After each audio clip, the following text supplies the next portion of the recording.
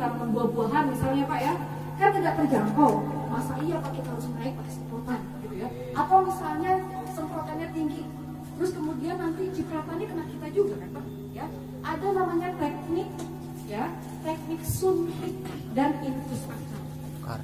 Ya, suntik batang dan juga infus akar. Ini digunakan ya, salah satu caranya untuk mengaplikasikan pestisida. Nanti yang akan saya sampaikan adalah pestisida yang nabati. Sekarang kita kok jadi mikirin boleh nggak Bu yang simpel? Sebetulnya dengan kita budidaya mengandalkan dengan kondisi alami itu sebetulnya tidak ada yang ribet Pak. Kalau di awal kita lakukan, dari awal kita lakukan. Kenapa sekarang kita ribet? Karena kita langkah awalnya sudah keliru. Makanya sekarang investasi untuk mengubah itu cukup besar dan cukup ribet. Padahal sekali kita mengeluarkan itu Pak, kalau kita bisa memperbaiki itu, insya Allah ke belakangnya Bapak nggak perlu repot-repot lagi mupuk, nggak perlu repot-repot lagi nyuntik.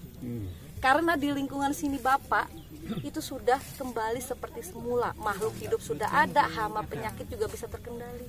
Jadi intinya itu perbanyak organik, jangan pernah ibaratnya gini, kalau kita baik sama alam, maka alam pun juga akan memberikan hasil yang lebih baik.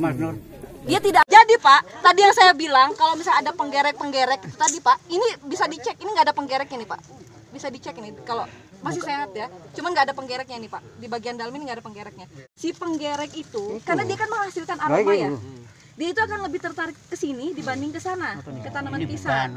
Jadi sebetulnya dengan menanam seperti ini sudah merupakan salah satu cara untuk mencegah kehadiran dari penggerek. Pengalih perhatian. Kalau ini mati berarti belum ke situ Bu ya. Penggereknya itu. Bukan. Ini lebih, dia itu biasanya penggerek itu lebih suka tanaman-tanaman yang sehat Pak.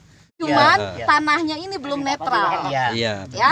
Nah, Pak, untuk penggerek itu kenapa saya bilang tidak pernah dia ada di tanaman seperti ini karena dia sudah sakit. Ya. Penggerek itu pintar Pak, dia nggak mau milih tanaman-tanaman yang sakit atau tempat-tempat yang kotor. Karena dia membutuhkan makanan untuk pertumbuhannya, berarti dia harus milih tanaman atau bahan yang sehat, yang normal. Kalau tidak, bagaimana dengan perkembangan telurnya? Bagaimana dengan perkembangan anaknya? Makanya saya tadi bilang nggak akan ada. Jadi prinsip ilmu sederhananya seperti itu sih Pak. Ini ya, cerdas. Penggerek itu di sini tepatnya apa? Ada dua. Di sini Bu. Jadi penggerek itu ada dua jenis. Ada penggerek bonggol, yang dia masuk di bonggol. Ada yang dia penggerek batang. Dia tuh masuk di bagian pelepah dalamnya Pak. Ya. Kalau dia ini adalah, ini kan karena bakteri ya. Biasanya aresnya ada tuh. Itu. Itu penggerek apa? Tapi ya. Ini Pak ya. Biasanya kalau fusarium jamur, pelepahnya ini yang hitam. Bagian ini yang hitam Pak. Kalau yang itu ya. Kalau bakteri ininya normal, tapi bagian aresnya hitam. Ini Pak, ini loh. Ya kelihatan ya. Oh iya. Berlendir kuat. Pegang boleh Pak. Ini bakteri ini ya. Ya. Ini tapi masih tahapan belum rusak parah Pak. Ini baru setengah. Tapi kalau gini apa bisa dipertahankan? Gak bisa Pak. Sudah seperti ini Pak, sabit yang dipakai ini jangan lupa. Jangan lupa dicuci dulu ya Pak. Tapi kalau misalnya ini mau dicuci nggak usah pakai alkohol juga, pakai sabun gitu loh Pak. Sabun disikat itu nggak masalah gitu loh. Cukup kalau misalnya Bapak punya yang namanya alkohol gaya gitu ya. Ini kan ares ya Pak ya? Iya.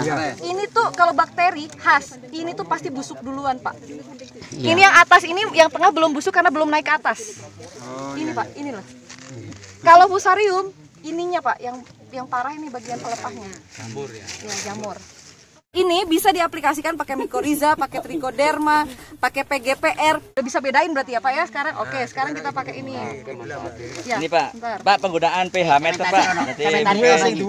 Itu biasanya tergantung dari kelembaban tanahnya. Ini sudah bisa langsung terukur loh Pak. Berapa itu? Tuh, berapa Pak deh? 5, berapa?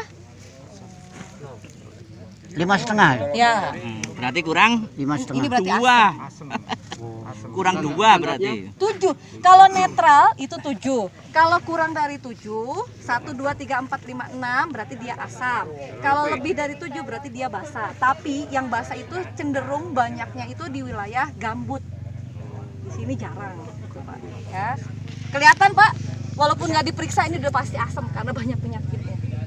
Ya. Biasanya kita ini punya alat tapi nggak bisa ngerawat.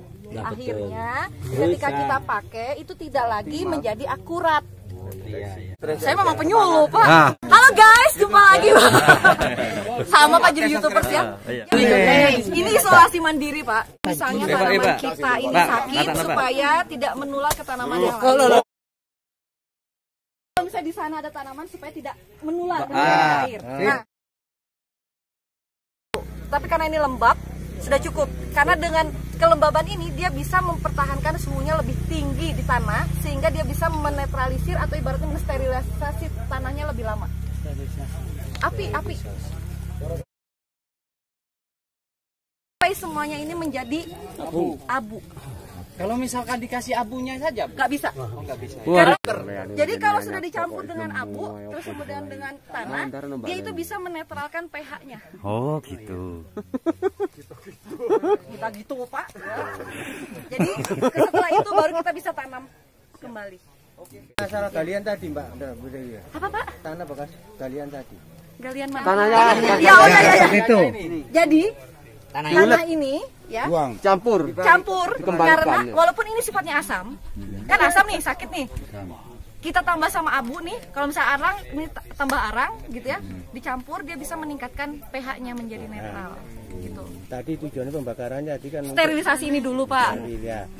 Tadi kan tanah yang dari ini kan buangan dari bekas tanaman yang rusak. Apakah enggak kembali lagi, Mbak? Enggak, karena dia sudah dinetralkan oleh abunya.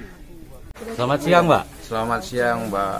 Kami dari Balai Besar Pelatihan Pertanian Tindan siap untuk mengawal, untuk melatih kapan saja yang diperlukan. Kami siap untuk datang dan memberikan ilmu-ilmu yang ada di Balai Besar Pelatihan Pertanian Tindan. Itu, Pak.